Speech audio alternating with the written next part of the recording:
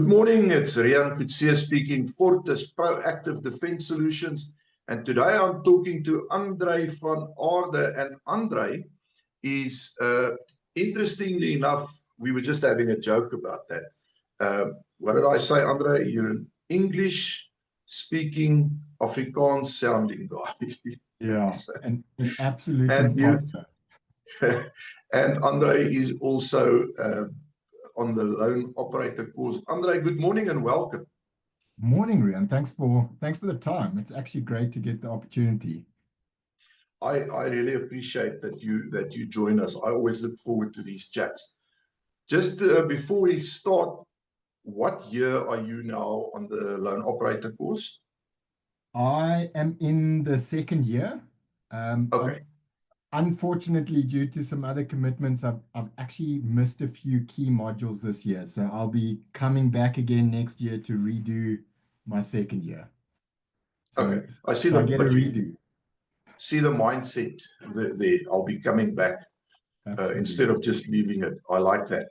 Andre, what I'm interested in is your journey up to, firstly, up to the point of finding out about and then joining up with the loan operator training program. What got you to that point? Are you one of those people who've had, like, you've been into firearms forever, etc.? How did you get to that point? What was your thinking process? What made you decide I need something more in terms of my personal safety? So, I mean, I think my journey is maybe a little bit different to a lot of guys that I've met and kind of brushed shoulders with in Lone Operator. I came from quite a competitive sporting background. I did a lot of mountain bike racing when I was younger and up Okay. into my middle age. Um, and about 9 years ago, I had quite a serious injury on the bike. I broke my back and I Oh, was mobile, I was able to move, but I wasn't able to ride for about 9 months. And a good friend at the time who I was living down in KZN, he's a farmer in KZN who I used to ride with.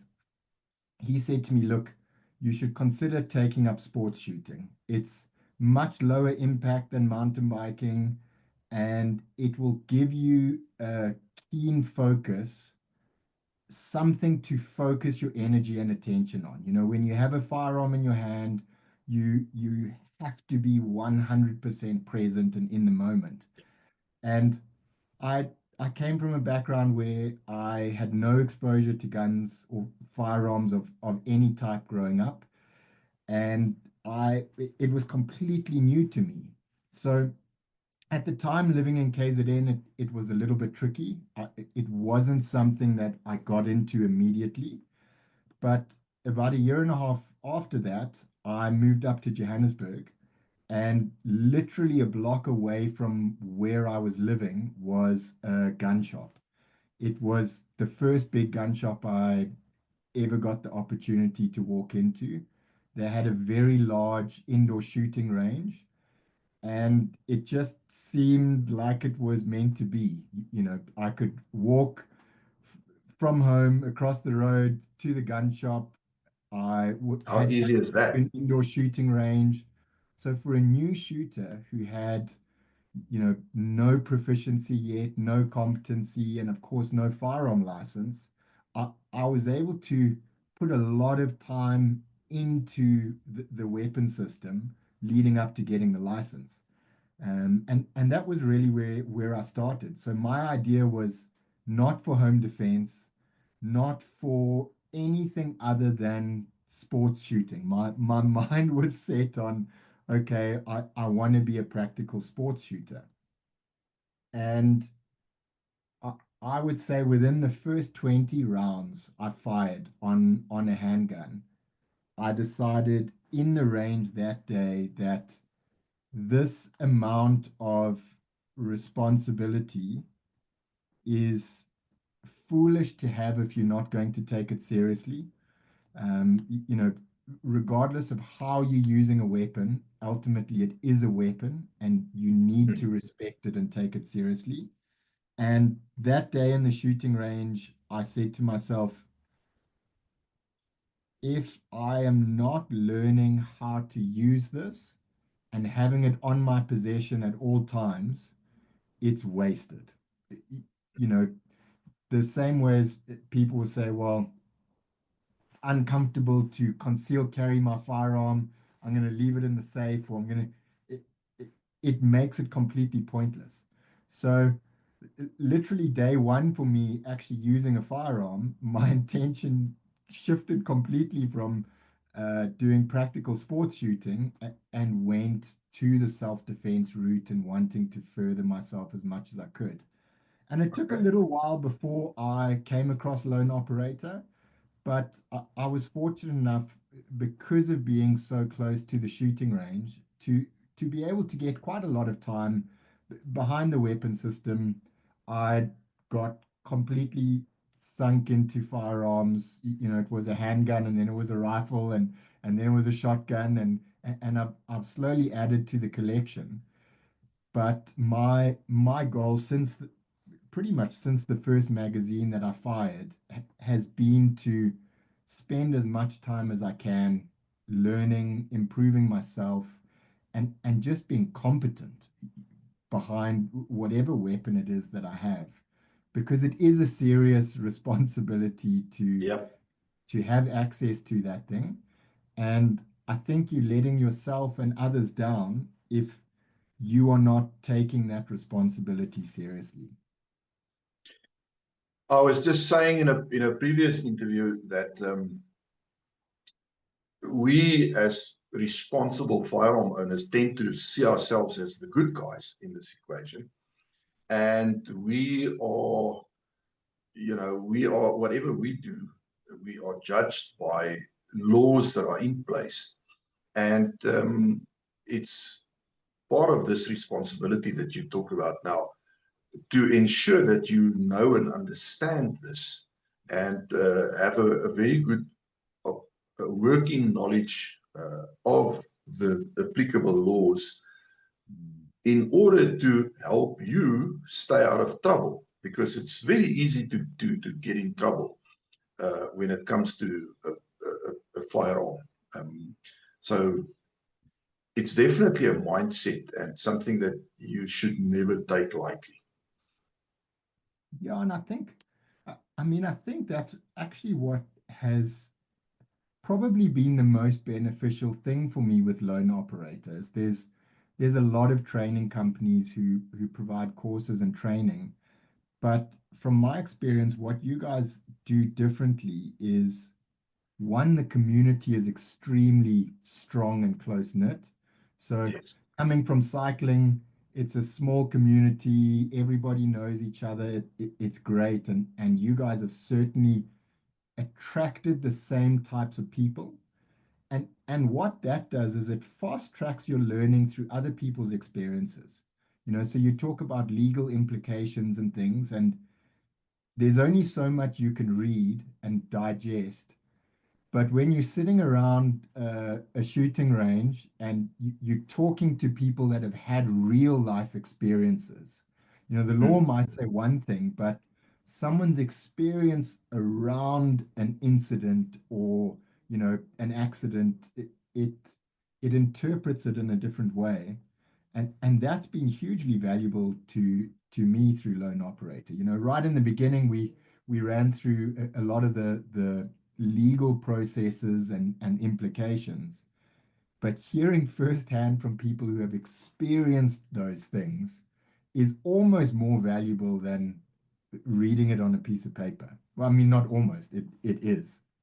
It is, because it puts a very realistic perspective on the information Yeah. that you can't replicate it in any No, way. no. And it's very valuable when it's coming from people that are similar to you. You know, they have families or they completely live on their own and they need their own force of protection. So it's great when you are exchanging these lessons with other people that you can relate to very easily. So your journey with Lone Operator, I'm very happy that you touched on that very strong sense of community, because I think that's an integral part that you grow into as you progress through your first and second and third year. And that sort of almost team spirit is I think it's vital, because it creates a very unique learning, teaching arena where you are with like-minded people who are all equally keen to improve themselves in so many ways. How would you say being part of this community with everything that goes with it, over and above the obvious, the shooting skills and stuff, but how would you say those improvements have impacted on you personally? Yeah, it's an interesting thing. For me, I'm one of those people who is I struggle to get out of my shell. I'm great interacting with people one-on-one, but I get intimidated quite easily when I'm the new person in a group.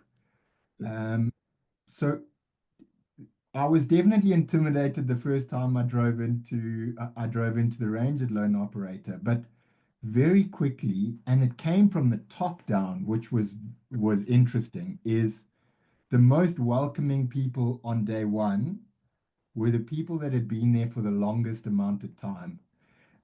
And that's the opposite of what you would normally expect, because you would normally expect that the top guys who have been there for years and years, who are very competent and very experienced and know each other, you expect them to kind of click together and be on their own mission. But those were the guys on day one that were actually breaking those barriers and making it an easy entry for a newbie like myself to meet people and make friends. And what I learned quite quickly, over the first couple of months was all of the other people who were quiet and kind of kept to themselves were the people exactly like me, not the experts who were saying, we're too good, you need to sit in the corner. It was the inexperienced guys who were maybe a little shy to come out of their shell. So that welcoming thing has been phenomenal. I mean, I'll tell you a little story. I see your Battlefit poster in the back there. And last year, when you guys had your first, or I think it was your second Lone Operator games, the team games, I Yes. had a team member. Our team basically fell apart 1 week before the competition. On the day of the competition, we made a new team. We met each other for the first time that morning Yeah. because we had been in different groups in Lone Operator. So I'm sure we had brushed past each other, but we had never been in a class together or done anything together. And within about 30 seconds, we had figured out who's the leader, who's going to do the run, who's going to, lift the biggest weight, who's the best shooter. And now from that day, we've got our own WhatsApp group. We Oh, mess each other often. How's your training going? Are you ready for the next games? Are we going to put a team together? So that that camaraderie and openness of people is everywhere in Lone Operator. It's quite special. I've not experienced anything like it anywhere else. well, I mean, that to me sort of underlines the spirit of the whole setup, because you see it replicated everywhere. The guys literally end up becoming friends. They have braais together, etc. It's almost never ending. So it's always great to get that sort of feedback, because that's exactly what the instructors, that's the kind of mindset that the instructors are trying to foster, because I think it's a little bit easier to learn new things and understand things in an environment like that. Everybody's got a similar goal with where they're going with this. So, and then obviously, your shooting skills, how would you say you've improved on that level? The the biggest thing has been in the areas that you least practice. So for 99% of people, if they are very diligent with their shooting, are shooting at a range where, you've got a counter that you can work on, you've got walls on either side, and your ability to actually do any real life scenario is it it doesn't exist. One, it's not safe because you've got people so close to you. And secondly, you can't move enough because of the space that you're in. So I think where my shooting has really improved the most is less in the shooting and more in everything around it. And if you think about it, I mean, you guys touch on it a lot in the training. Shooting is a tiny part. It's probably the smallest part. It's being aware of your environment, which you can't do when you got walls on either side of you. It is being able to draw your weapon, clear any clothing or obstacles that you might have, um, being able to do mag changes, being able to clear malfunctions. So that's really where I've seen my shooting improve the most. And it's a hard thing to measure when you are in a training situation at lone operator because almost everyone is improving at quite a rapid rate. So it's hard to benchmark against other people. But where I've noticed it is the odd occasions where I have gone back to a sports shoot when I've had malfunctions or just things happen. You don't properly engage a magazine and the Mm. timer goes and the magazine drops to the floor. My ability to correct those things and not panic that's where I've seen the biggest difference. I've had shooting stages where everything has gone wrong and people who have been shooting with me for a long time have watched and haven't realized that I've had a malfunction or I've struggled to clear and strip a magazine because I've just done it in step with everything else. And that for me has been the biggest improvement with lone operator for sure. That's actually reminded me of a little something that happened with me like decades ago. Um, in a shooting competition, it was a bit muddy. And as I got up, I was shooting from a kneeling position. And as I got up to run to another shooting position, this was with an R1 rifle still, with a compensator on the front and so on. And my foot slipped. And as I was trying to keep myself from falling, I pressed the barrel of this rifle into the mud. Okay. Oh, And I didn't pick up on it. I was yeah. so focused on getting to where I need to be to shoot the next spot. And luckily, the range officer behind me noticed. And I just heard, stop, stop, stop, stop, stop. And I'm thinking, dude, what? What are you talking about? Yeah. And then he came to me and I, made the gun safe and everything. And I'm like, what the hell is wrong with you? And he said, well, let's just take a look at the barrel. And it had a mud stoppage in there, bar Oh, none. Yes. And I looked at this and I just thought, whoa, man alive. And that's the type of stuff that happens so fast. Um, yeah. And it happens often. You know, yes, yes, what's quite definitely. nice too is when you've got 20 people in your group, that the repetition of those types of things is multiplied by 20. So, Yep. in one day worth of shooting, let's say you're there for 6 hours, you're almost seeing 6 times 20 hours worth of malfunctions or accidents or oopsies. And being exposed to that makes you aware of many other things too. One, it makes you realize you need to practice more, you need to dry fire more, you need to run malfunctions and those sorts of things.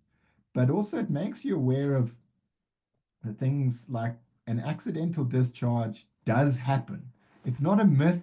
It's not a thing that the range instructor says or your range Yep. officer says, be careful because of this. It happens. And when you have enough people around you, it also fast tracks that learning experience because we're not only learning from the instructors, which is great, but we're learning from the other people around us too. Yes. Yeah. And all in a nicely controlled, safe environment, which is Exactly. where you want to learn these things Exactly. to begin with. Andre, thank you so much. I really appreciate that. I think I'm going to end there, ladies and gentlemen. Andre van Aarde.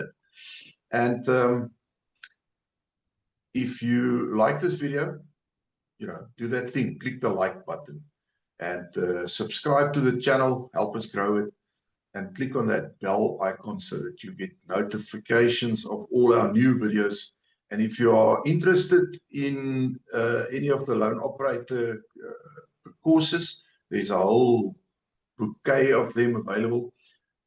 Check in the description below the video. There's a link. Click on that. Go check it out. And we're looking forward to seeing you on a range one of these days. Andre, I highly appreciate your time and thank you for sharing your journey with us. I found it very interesting. I trust the viewers will too.